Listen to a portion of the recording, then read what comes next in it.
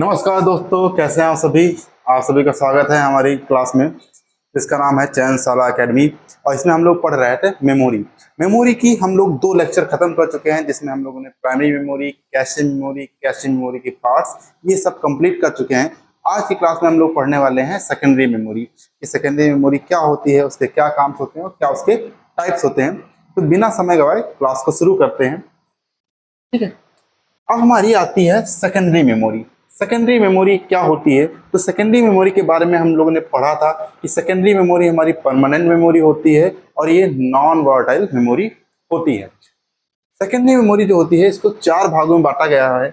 पहला होता है हमारा मैग्नेटिक डिस्क, दूसरा होता है हमारा ऑप्टिकल डिस्क, तीसरा होता है फ्लैश मेमोरी और एक होता है मैग्नेटिक टैप। इसे हम लोग पहले यूज करते थे, इसका यूज अब बहुत ही कम या फिर कह सकते हैं ना के बराबर होता है, ठीक है। अब देखिए, जो मैग्नेटिक डिस्क हमारी होती है ये आयरन ऑक्साइड से बनी होती है।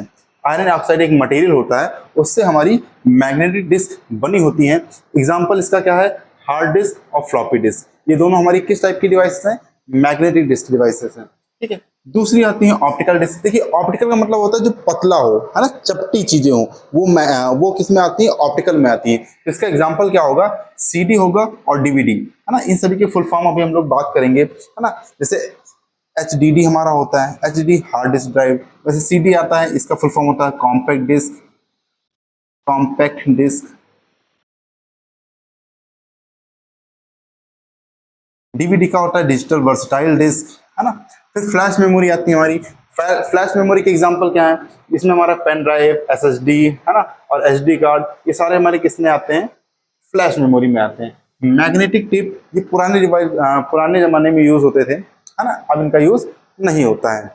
देखिए यहाँ पे इनको चित्र के माध्यम दिखाया गया है। जैसे ये हमारी CD है, ये पेन ड्राइव है, ये हमारा मैग्नेटिक टैप है। आगे बढ़ते हैं, ठीक है।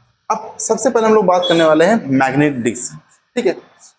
मैग्नेटिक डिस्क को मैग्नेटिक डिस्क इसलिए कहा जाता है क्योंकि यह एक मैग्नेटिक मटेरियल से बना होता है, जिसको हम आयरन ऑक्साइड कहते हैं। ये लाइन आपको याद रखनी है, आपके एग्जाम में अगर क्वेश्चन आएगा तो यहीं से पूछा जाएगा कि जो हमारी मैग्नेटिक डिस्क होती है वो कौन से मटेरियल से बनी होती है?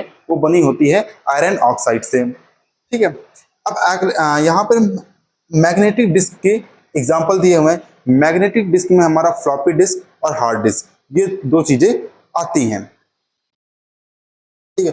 अब फ्लॉपी डिस्क की हम लोग बात कर लेते हैं। फ्लॉपी डिस्क कह रहा है, इसका दूसरा नाम डिस्कटी है। इसे डिस्कट के नाम से भी जाना जाता है और इसके जो फाउंडर हैं वो कौन है? एलन सुगार्ट। एलन सुगार्ट ने इसका आविष्कार किया था। फ्लॉपी डिस्क के साइज और स्टोरेज क्या क्या है? तो इसकी जो साइज होती है वो 3.5 इंच होती है, ठीक है।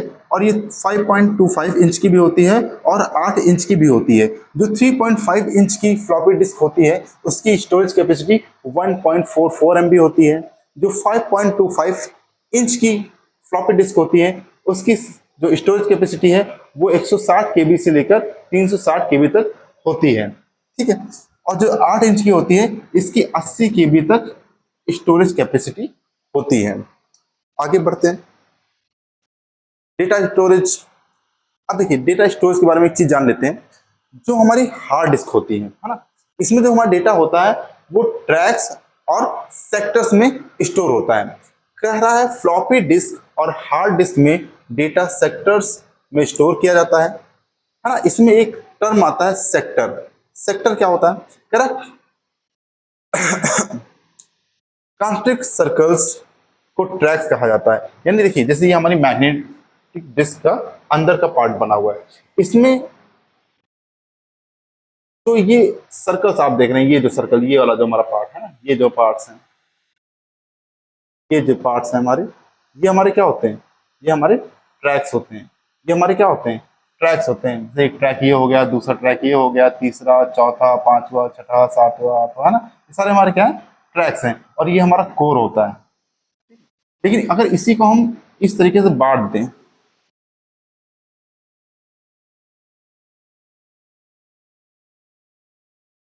मान लीजिए इसको इस तरीके से बांट दिया गया है, तो इसका तो ये एक पार्ट होगा हमारा, ये क्या होगा, ये हमारा एक सेक्टर होगा, ये हमारा दूसरा सेक्टर होगा, ये हमारा तीसरा सेक्टर होगा और ये हमारा चौथा सेक्टर होगा। तो ये सेक्टर, इसमें अलग अलग सेक्टर्स होते हैं। और जो हमारी ये जो तुम देख रहे हो गोलाकार लाइंस हैं, ये हमारे क्या होते हैं, ये हमारे ट्रैक्स होते हैं। ठीक है, अब देखिए यहाँ पे लिखा है सेक्टर्स क्या होता है। इन ट्रैक्स को आगे हम छोटे छोटे पोर्शन में डिवाइड कर देते हैं जिसे सेक्टर कहते हैं। ट्रैक बड़ा होता है और सेक्टर हमारे छोटे होते हैं। जैसा कि आप देख रहे हैं ये ट्रैक्स, ये पूरा यहाँ से लेके ऐसे, ये पूरा हमारा क्या है, एक सेक्टर है। लेकिन इसका ये एक पार्ट क्या है, अगर हम इसका भाई पहले वाला पार्ट लें, ये ऐसे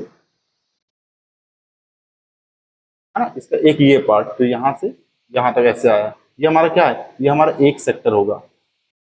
ठीक है, और इसमें ये जो पूरा एक पार्ट है ऐसे, ये हमारा क्या है, ये हमारा ट्रैक होता है। ठीक है, आगे देखते हैं। अब देखिए हार्ड डिस्क के बारे में बताया गया है, उसके बारे में पढ़ लेते हैं। कह रहा है हार्ड डिस्क को मदरबोर्ड से डेटा केबल के जरिए जोड़ा जाता है। जो हमारा हार्ड डिस्क है वो एक एक्सटर्नल स्टोरेज डिवाइस है, ये मदरबोर्ड पे डायरेक्ट नहीं लगी होती है। इसको मदरबोर्ड से जोड़ने के लिए केबल का यूज किया जाता है। अब केबल भी कई टाइप के यूज होते हैं, जैसे हम साटा केबल, पाटा केबल, इन सभी का यूज करते हैं। इसके अलावा एक SCSI केबल भी होती है ना। फाउंडर इसके कौन है, फाउंडर इसके कौन है, Reynold B Johnson. Reynold B Johnson ने हार्ड डिस्क का आविष्कार किया था, है ना। अब देखिए जो हमने बताया कि जो हमारा हार्ड डिस्क होता है एक्सटर्नल स्टोरेज डिवाइस होती है, उसको मदरबोर्ड से इन तीन केबलों की मदद से जोड़ते हैं। एक होता है साटा, दूसरा होता है पाटा और तीसरा होता है SCSI। साटा का फुल फॉर्म क्या होता है, साटा का फुल फॉर्म होता है सीरियल एडवांस टेक्नोलॉजी अटैचमेंट। ये सभी फुल फॉर्म आपको अच्छे से याद कर लेने हैं, क्योंकि आपके एग्जाम में यहाँ से क्वेश्चन आते हैं और 100% आते ही आते हैं। आप कोई भी प्रीवियस ईयर का सेट उठाकर देख लीजिए, उसमें आपको इससे रिलेटेड क्वेश्चन मिलेंगे। पाटा का फुल फॉर्म क्या होता है, पाटा का फुल फॉर्म होता है पैरेलल एडवांस टेक्नोलॉजी अटैचमेंट और SCSI का फुल फॉर्म होता है स्मॉल कंप्यूटर सिस्टम इंटरफेस। ये इनके फुल फॉर्म्स होते हैं। ठीक है, अब देखिए यहाँ पे स्पीड यूनिट की बात की गई है। कह रहा हार्ड डिस्क की स्पीड RPM में नापी जाती है। ठीक है, हम अगर कोई भी चीज देख लें उसकी कोई ना कोई एक यूनिट होती है। ठीक, जैसे अगर हम चीनी तौलते हैं या कोई भी सामान तौलते हैं तो केजी में उसको नापते हैं। हाँ, वैसे जो हार्ड डिस्क की स्पीड है इसकी जो यूनिट होती है वो क्या होती है, RPM होती है। इसका फुल फॉर्म होता है रेवोल्यूशन पर मिनट। ठीक है, स्ट्रक्चर इसका कैसा है, कह रहा एक सेक्टर 512 बाइट्स के बराबर होता है ना। सेक्टर अभी हम लोग ने पढ़ा ना कि भाई जैसे ये हमारा हार्ड डिस्क है, इसमें ये वाला जो हमारा पार्ट होता है, ये पार्ट है ना, ये पार्ट, ये हमारा क्या होते हैं, ये हमारे ट्रैक्स होते हैं। और ट्रैक्स होते हैं। और अगर इन्हीं को हम इस तरीके से 4 या 6 भागों में बांट दें, इसका एक जो हमारा पार्ट होगा, इसका ये जो हमारा एक पार्ट होता है, इसे हम क्या कहते हैं, सेक्टर कहते हैं। और एक सेक्टर कितने बाइट्स के बराबर होता है, 512 बाइट्स के बराबर होता है। हार्ड डिस्क में मैकेनिकल प्लेटर्स, स्प्लेंडर और रीड राइट हेड होता है। ठीक है, अब देखिए रीड राइट हेड क्या होता है। जो देखिए जैसे ये जो आप देख रहे हैं, ये जो हमारा बना हुआ है, इसे हम लोग कहते हैं रीड राइट हेड, है ना। और ये हमारे क्या है, प्लेटर्स हैं। और जिस चीज से जुड़ा होता है यहाँ पर कोर, है ना, इसे क्या कहते हैं, स्प्लेंडर कहते हैं। ठीक है, और जो डेटा को रीड करने का काम करता है वो हमारा रीड राइट हेड ही करता है। और जो रीड राइट हेड होता है ये गोल, देखिए जो ये प्लेट्स होती हैं, प्लेट ये तो कैसे घूमती हैं, ऐसे गोल गोल घूमती हैं। लेकिन ये जो रीड राइट हेड होता है ये केवल आगे और पीछे की तरफ मूव करता है इस तरीके से। ठीक है, और यही डेटा को क्या करता है, रीड करने का काम करता है। ठीक है, अब यहाँ पे फॉर्मेटिंग के लिखा हुआ है, कह रहा है हार्ड डिस्क को सेक्टर्स और ट्रैक्स में डिवाइड करना फॉर्मेटिंग कहलाता है। तो हार्ड डिस्क फॉर्मेटिंग किसे कहते हैं, है ना, ट्रैक्स और सेक्टर्स में डिवाइड करना क्या कहलाता है, फॉर्मेटिंग कहलाता है। अब यहां पर दिया हुआ है डिस्क फ्रेगमेंटेशन और डिस्क डिफ्रेगमेंटेशन, ये क्या होते हैं। कह रहा फाइल टुकड़ों में बटी हुई है प्लस बिखरी हुई है ना। फाइलें नॉन कंटिन्यूअस लोकेशन में सेव होती हैं, जिससे प्रोग्रामिंग स्पीड स्लो हो जाती है, और इसी को हम क्या कहते हैं, डिस्क फ्रेगमेंटेशन कहते हैं। फिर डिस्क डिफ्रेगमेंटेशन क्या होता है, कह रहा है बिखरी हुई फाइल्स और टुकड़ों में बटी हुई फाइल्स को इकट्ठा करना क्या होता है, डिस्क डिफ्रेगमेंटेशन होता है। अब इसके बाद क्या रहा है, ऑप्टिकल डिस्क। ऑप्टिकल डिस्क क्या होता है, ठीक है, तो ऑप्टिकल डिस्क में जैसे हमारा सीडी, डीवीडी, बीआरडी, ये सारी चीजें आती हैं। सीडी का फुल फॉर्म क्या होता है, compact disc, DVD digital versatile disc, BRD Blu ray disc होता है। सीडी की जो मैक्सिमम साइज होती है वो 700 MB होती है। एक सीडी की मैक्सिमम साइज क्या हो सकती है, 700 MB। इसके फाउंडर कौन है, जेम्स रूसेल। जेम्स रूसेल ने सीडी को बनाया था। डीवीडी की साइज कितनी होती है, डीवीडी की साइज 4.7 GB तक हो सकती है, और इसको भी किसने बनाया था, जेम्स रूसेल ने ही बनाया था। और जो बीआरडी होती है इसकी मैक्सिमम साइज 25 GB तक होती है एक सिंगल लेयर में, और इसको बनाया किसने था, इसको सोनी ने बनाया था। ब्लू रे डिस्क एसोसिएशन ने बीआरडी का आविष्कार किया था। अब देखिए सीडी और डीवीडी के प्रकार यहाँ पे दिए गए हैं। अब सीडी में देखिए एक आता है रोम, है ना, रोम हमारा सीडी का एक टाइप है। कह रहा फाइल को केवल पढ़ सकते हैं लेकिन मॉडिफिकेशन नहीं कर सकते। देखिए ये रोम वही रोम है जो अभी हम लोग पहले पढ़ करके आ चुके हैं। रोम में हम लोगों ने पढ़ा था ये नॉन वोलेटाइल होती है, और ये क्या होती है, परमानेंट होती है। इसके डेटा को केवल रीड कर सकते हैं, इसमें हम लोग चेंजेस नहीं कर सकते हैं। दूसरा होता है रिकॉर्डेबल। कह रहा रीड करो लेकिन राइट सिर्फ एक बार करो, यानी इसके डेटा को हम लोग रीड कई बार कर सकते हैं लेकिन उसमें चेंजेस केवल एक बार किए जा सकते हैं। इसे WORM, read once read many भी कहा जाता है।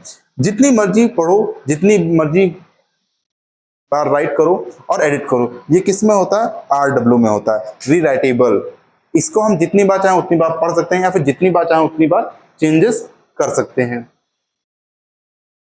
अब यहाँ पे फ्लैश मेमोरी की बात आ गई, ठीक है, तो कह रहा है फ्लैश मेमोरी डबल EPROM का प्रकार है। डबल EPROM का फुल फॉर्म क्या होता है, electrically erasable programmable read only memory, ठीक है। फाउंडर कौन है इसके, फाउंडर इसके हैं, इसके जो फाउंडर हैं वो कौन है भाई, देख लो यहाँ पे नाम लिखा है, फिजियो मासुका। फिजियो माजुका ने इस मेमोरी का आविष्कार किया था, ठीक है। अब पेज फ्लैश मेमोरी कुछ एग्जांपल यहाँ पे दिए हुए हैं, जैसे कि पेन ड्राइव हमारी एक फ्लैश मेमोरी है, SSD एक फ्लैश मेमोरी है। फुल फॉर्म इसका क्या होता है, सॉलिड स्टेट ड्राइव। कह रहा सेकेंडरी मेमोरी डिवाइस में सबसे ज्यादा प्रोसेसिंग स्पीड SSD की ही होती है ना। SD का फुल फॉर्म क्या होता है, सर्कुलर डिजिटल, ये इसका फुल फॉर्म होता है। आगे देखते हैं, देखिए ये टेबल हम लोग पहले भी पढ़ चुके हैं कि भाई सबसे ज़्यादा स्पीड किसकी होती है, सबसे ज़्यादा स्पीड रजिस्टर की होती है, फिर कैशे की होती है, उसके बाद प्राइमरी की होती है, और सबसे कम सेकेंडरी, उससे भी कम क्लाउड की होती है। लेकिन अगर स्टोरेज की बात की जाए तो सबसे ज़्यादा स्टोरेज क्लाउड में होती है, उससे कम सेकेंडरी में, उससे कम प्राइमरी में, उससे भी कम कैश में, और सबसे कम किस में होती है, रजिस्टर में होती है। अब देखिए यहाँ पे एक क्वेश्चन हम लोग बाद में सॉल्व करेंगे।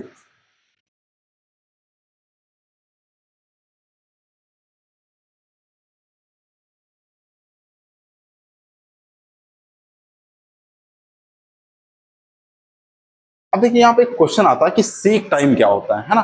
सीक टाइम क्या होता है, देखिए जो हमारी हार्ड डिस्क है इसमें ये जो प्लेट्स होती हैं, तो अभी हम लोगों ने पढ़ा कि इसको ट्रैक्स और सेक्टर में बांटा जाता है, ठीक है। मान लीजिए ये हमारा ट्रैक 1 है, ये हमारा ट्रैक 2 है, ये ट्रैक 3 है, और ये ट्रैक 4 है, ठीक है। जो हमारा रीड राइट हेड होता है, ये रीड राइट हेड इस तरीके से मूव करता है आगे से पीछे की तरफ। तो इस रीड राइट हेड को अगर ट्रैक 1 से ट्रैक 3 पे जाना है, तो जो ये समय लेता है ट्रैक 1 से ट्रैक 1 पे जाने पे, ये जो समय लेता है उसे हम लोग कहते हैं सीक टाइम, है ना। जैसे यहाँ पे लिखा हुआ है, कह रहा है मैग्नेटिक डिस्क पर रीड राइट हेड को सही ट्रैक पर जाने में लगने वाले समय को सीक टाइम कहते हैं, है ना। हार्ड डिस्क में रीड राइट हेड का मूवमेंट आगे और पीछे होता है। अभी हम लोगों ने पढ़ा ना कि भाई जो रीड राइट हेड होता है ये इस तरीके से मूव करता है, ये आगे होता है या पीछे होता है, इस तरीके से ये मूव करता है। तो एक ट्रैक से दूसरे ट्रैक पे जाने पे जो समय लगता है उसी को हम लोग क्या कहते हैं, सीक टाइम कहते हैं, सीक टाइम कहते हैं। यहाँ पे कुछ इंपॉर्टेंट पॉइंट लिखे हुए हैं, उनको भी पढ़ लेते हैं। कह रहा रीड राइट हेड एक जगह पर है लेकिन वह आगे पीछे मूव करता है। ट्रैक 1 से ट्रैक 4 तक पहुंचने में जो समय लगेगा उसे सीक टाइम कहा जाता है। इसका उपयोग एक्सेस टाइम निकालने के लिए किया जाता है। ठीक है, आगे देखते हैं। फिर कह रहा है लेटेंसी टाइम। अब लेटेंसी टाइम क्या होता है, तो अभी हम लोगों ने पढ़ा जो ये हमारे प्लेटर्स होते हैं इनको अगर हम इस तरीके से सेक्टर्स में डिवाइड कर दें, हाँ, अब मान लीजिए जो हमारा रीड राइट हेड है वो तो गोल गोल घूमता नहीं है, वो कैसे होता है, वो आगे पीछे घूमता है। अब मान लीजिए हमारा डेटा सेक्टर 1 में है, अभी हम कहाँ सेक्टर 3 में, तो ये जब यहां से घूम के यहां तक आता है ना, इसी को हम लोग क्या कहते हैं, लेटेंसी टाइम कहते हैं, या फिर rotational time, sorry rotational latency कहा जाता है। कह रहा ट्रैक को सेक्टर्स में बांटा जाता है। हार्ड डिस्क की सीडी गोल गोल घूमती है ना, पूरा कितना घूमता है, 360 डिग्री घूमता है। कह रहा रीड राइट हेड अभी सेक्टर 3 में है, जैसा हम देख रहे हैं अभी कहाँ है, सेक्टर 3 में है, लेकिन डेटा सेक्टर 1 में है। मान लीजिए डेटा हमारा कहाँ है, सेक्टर 1 में मौजूद है। गोल घूमकर सेक्टर 1 के रीड राइट हेड के नीचे आने में जो समय लगता है उसे क्या कहते हैं, उसे रोटेशनल लेटेंसी कहा जाता है। इसका उपयोग भी एक्सेस टाइम निकालने के लिए किया जाता है। ठीक है बच्चों, आगे देखते हैं। ठीक है, तो मेमोरी हमारी यहाँ पर कंप्लीट हो चुकी है। हम लोग प्राइमरी मेमोरी, कैशे, रजिस्टर, है ना, ये सब कंप्लीट कर चुके हैं। मेमोरी का चैप्टर आज हमारा खत्म होता है। इसके बाद हमारा जो नेक्स्ट चैप्टर आएगा उसमें हम लोग इनपुट डिवाइसेस और आउटपुट डिवाइसेस के बारे में बात करेंगे और वो क्लास हम कंप्लीट करेंगे। तो आज के लिए इतना ही रखते हैं। जय हिंद।